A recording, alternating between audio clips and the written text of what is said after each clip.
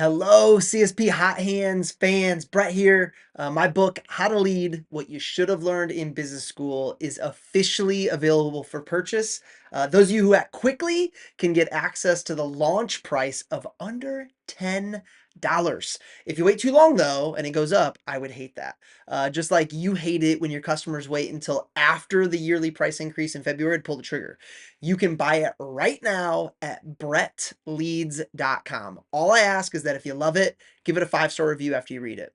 I've taken my 17 years in the business and broken them into bite-sized snippets. Almost every story and lesson that I share is from my time at Cutco. Whether you're a Hall of Fame CSP, new events team member, or you're a manager, I think you're going to love it. To grab your copy, just go to brettleads.com. That's BRETTLEADS.com. Either way, thanks for being here. Let's start the show. Thanks for joining us on the CSP Hot Hands 15 Minutes of Flames edition of the podcast. My name is Brett Wiggins, and I get to serve as your host. We know sometimes you don't have a full hour to soak in every moment from our 60 minutes of fire. So we've created a condensed version of highlights for each episode for you to be able to enjoy. Your 15 minutes of flames begin now. Let's do it.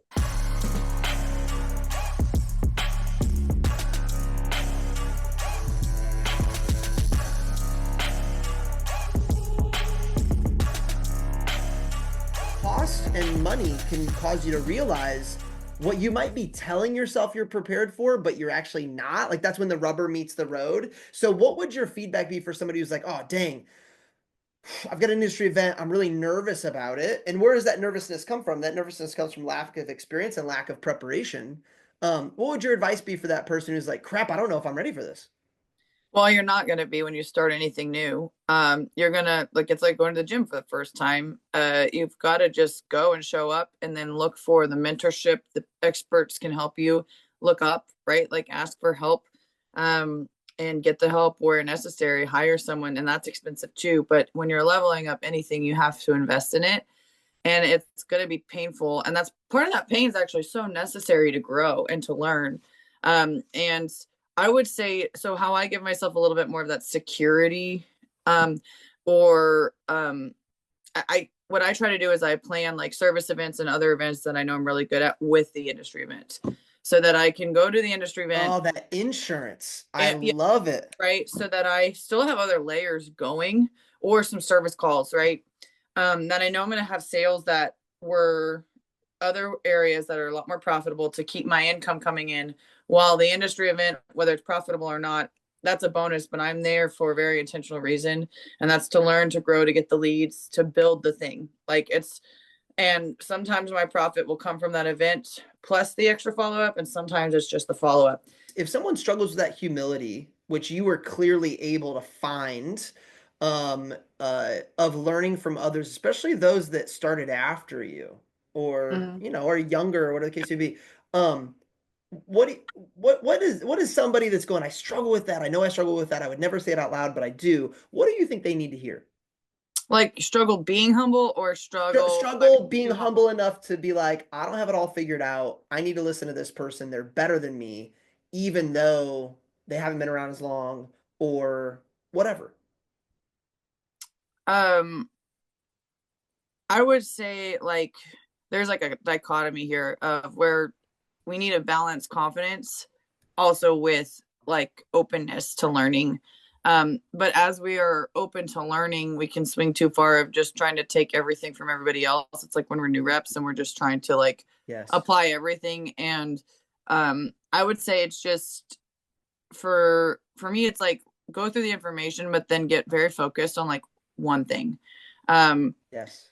That way your brain can actually just like focus on it and apply it properly versus trying to apply like 15 different things at the same time. So like that's why business gifts is my sole focus, and actually has been for like 2 or 3 years. And then the CSP side, I feel there's a lot of resistance to spending money on something like an assistant or even a VA, which is very, very, very cheap. So what's something that's a CSP out there that's like, I'm holding it all together, but I still miss quite a bit of stuff because my business has grown so much. I'm still trying to do it all on my own.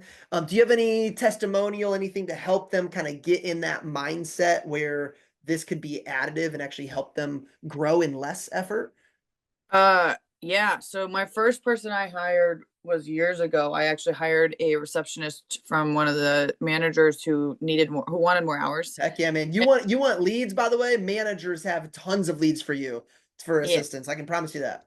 that was how I did my first like 26K um SC2, which back then was a decent number. Yeah. Nowadays that oh, you sneeze and you should be doing that. But I guess this was back when I branched actually, and because I was busy still running my team and I couldn't get enough phone calls in, but I had the appointment slots. I had the receptionist, she called pink sheets for me Mm. and then booked service calls for me. Um, and that was like one of the most profitable, rewarding things I've ever It was done. probably Uh, eye-opening for you yeah, moving forward. it was. And so I've just I leverage out the things I have the hangups on, right? So I have a hard time with getting my stupid engraving instructions done. I know that's like dumb. I have like ADHD and there's just certain little tasks that like Yeah. it takes me a while to finally sit down to do. I don't enter stuff into my CRM. I'm too busy. I get leads all the time. I'm really great at You're prospecting just and really honest with yourself. yes. Yeah. And so I just hire people to do the stuff that like don't figure out how to make the time with. It's like that stuff that you've been procrastinating because of perfectionism, or like you're like, oh, I'm going to get to this eventually. Shoot, I had my best friend come over while I was gone and just put my clothes away, like hang them up and fold them. I do not fold my laundry. I do not cook right now. I love cooking, but I don't have time to grocery shop. So I have someone meal prep for me. So I eat healthy and always have healthy food available and snacks. I go to Costco maybe once a month to get some other healthy things to fill in some of the gaps, but like I hire out anything that I need that time for because I would rather use that time to train than to go to the grocery store and pick up stuff. And I don't have the same day every week that would be free for meal prep. So instead of fighting it, as much as I love it, I'd love to make videos for my business with cookware, blah, blah, blah. Yep. Screw it. I can get food every day on Monday from my meal prep guy.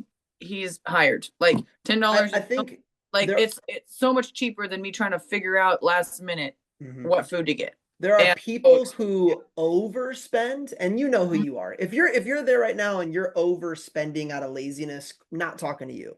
But right, a vast majority of the people listening, you're viewing everything as an expense instead of an investment. right, You need to look at things as a net. What's the net effect? Meaning, yes, Marisa's not making cookware videos for her customers because she's not cooking, but because she's not and she's paying somebody to cook for her, her net effect is she has more time to spend on the big rocks of her business that are creating way more CPO than whatever that would be doing. You got to look at everything, and don't look at everything as forever.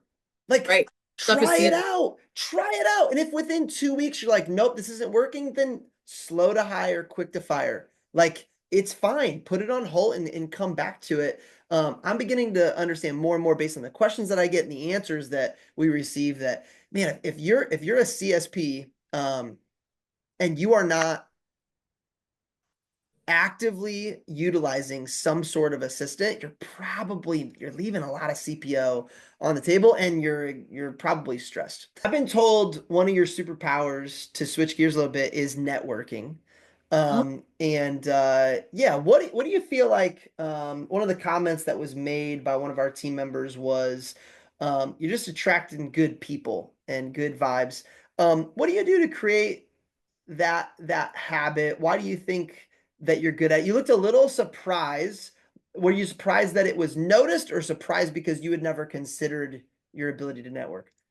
yeah, I don't really call it networking, I guess. Like I call it like This really might be the best answer, by the way. What do you call it?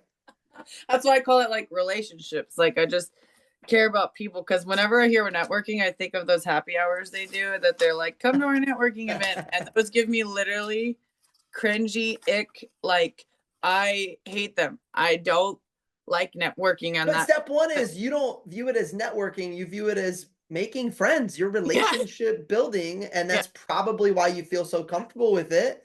yeah. And that's probably what some people who cringe at networking are like, yeah, so do I. So do Right. I. What are some best practices with that? Why do you think you're great at it?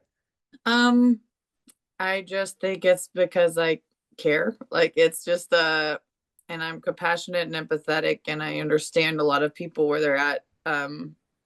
And I guess just I love people. Like I like to just really know who they are, their true like heart, what drives them, what they Mhm. really want, and I want to help them get what they want. Anything on your quote unquote never do this list when it comes to building relationships?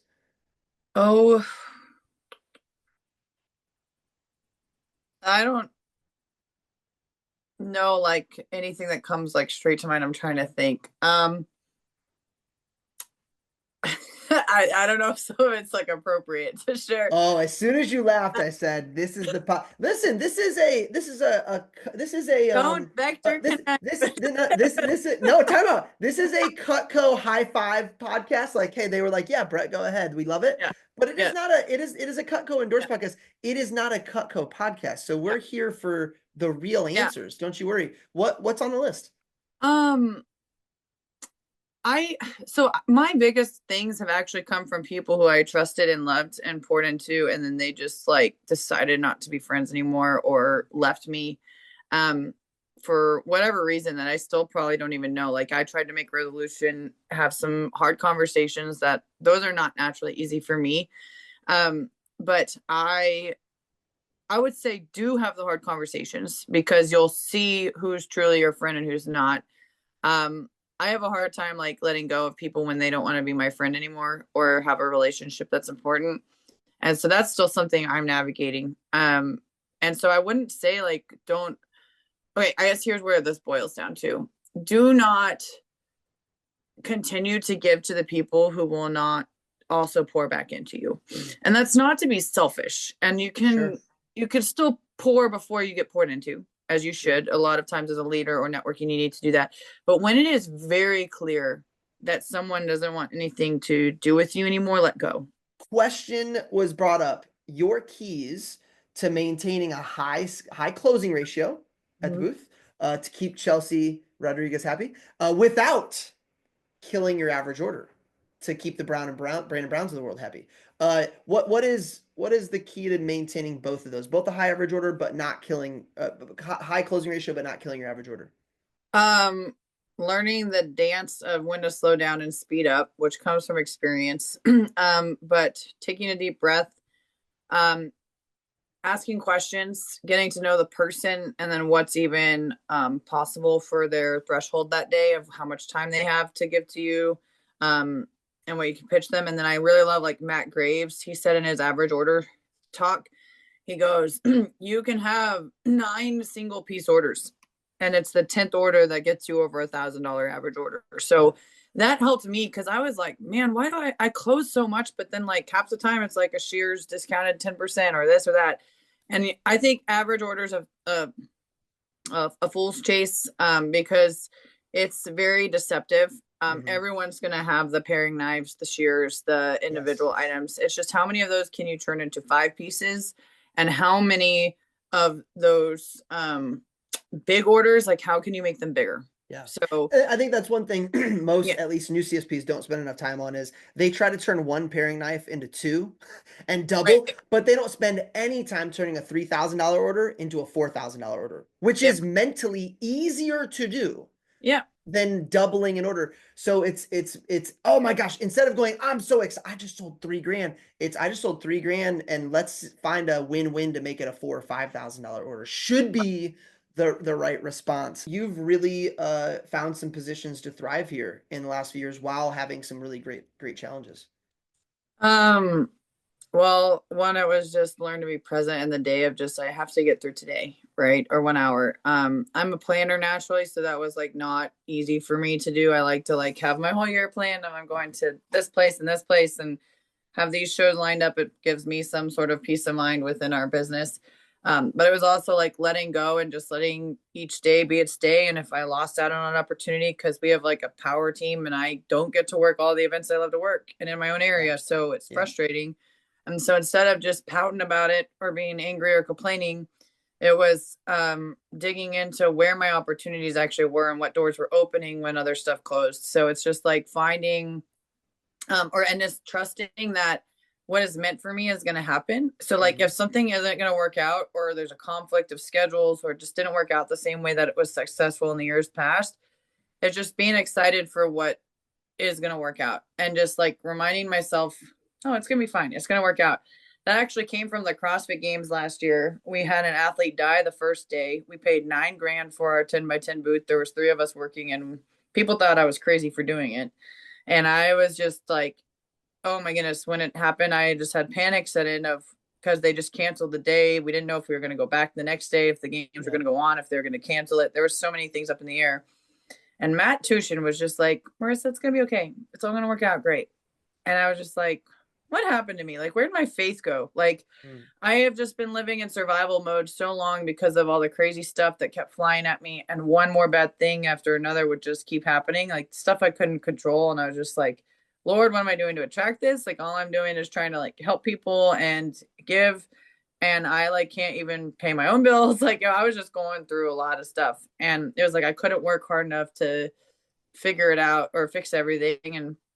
And so this was like a very scary moment, but I just remembered to go back to faith, not fear, as my mentality. So I have to check myself a lot on that. It's really easy to get into fear mode or scarcity. It's natural. It's what our brains do for survival. But to focus on faith, life is happening for me, not to me. So even the bad things are going to lead to great things or open up positive things. And to just trust that and to truly surrender to God. I mean, like, my faith has grown massively the last few years, and just surrender to his plan. Romans 8:28 is an anchor scripture for me. It's that God works for the good of those who love him, who are called according to his purpose. And I love the two parts of that. It's like, I am called according to my purpose that he has made me for. And he's also going to take care of me, and all the bad things are still going to work for my good. And I have to just trust Working with Trent Booth and the Veritas Leadership Group over the last decade has unlocked things within me that I never knew existed until they were coached out of me. If you're listening and you feel stuck or like you have another gear that you're having a hard time getting to, Trent's offering a free intro call to any of our listeners. I love Veritas because it's an amazing combo of mentoring and coaching. I get what I need when I need it most. It's also a flat monthly rate, which is awesome for anyone looking to give it a shot with no contract and no long-term commitment. Schedule a call with Trent today by going to linktree/CSP60. That's linktr.ee/CSP60. That's linktree/CSP60 with a dot before the two E's. Thanks for listening. And for some of you watching, I want to remind you that all resources from today can be found at linktree/CSP60. That's linktr.ee/CSP60. That's linktree/CSP60 with a dot before the EE. If you want to be a member of our live Zoom audience for one of our upcoming shows, email bwiggins@vectormarketing.com. That's BWIGGINS@vectormarketing.com. If you loved what you heard today, I'd be honored if you followed, subscribed, or even rated us on whatever platform you use to find your 60 minutes of fire. We'll see you next time.